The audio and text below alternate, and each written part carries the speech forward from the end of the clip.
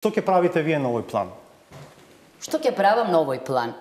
Политичар е едно и кога велите вие сум ретерирала, тоа беше одговор на тезите дека дали сега ќе сум се качувала па ќе сум ги симнувала надписите и така натамо. Не, немам намера тоа да го правам.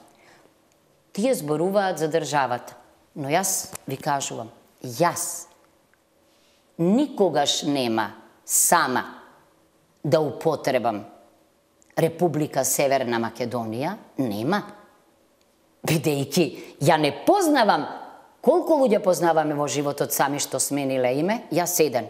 Колку луѓе познаваме на кои им го смениле името, не познавам. Освен моите дедовци и прадедовци на кои им ги преправале имињата.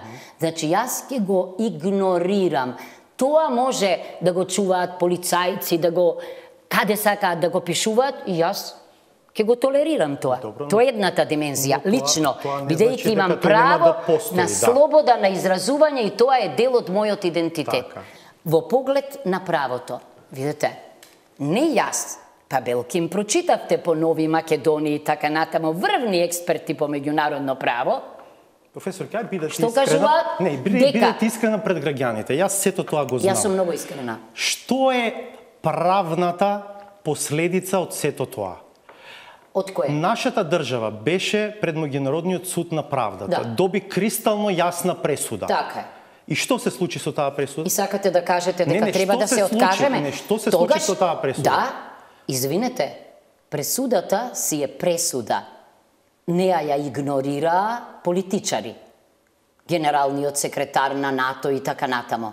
Но ние зборуваме сега за нешто друго, за задолжително меѓународно право, за јус когенс, кое што, ако не биде почитувано, се што е резултат од него е ништовно. Добро. Така вели Конвенцијата за договорно право. Така вели, така беше и до сега, беа наметнати дополнителни критериуми. А што очекувате? Ние јас, очекувате јас како професор да зборувам наместо за юридизација на право, за политизација на правото? Пајте да ги распуштиме тогаш Обединетите нации, Меѓународниот суд на правдата.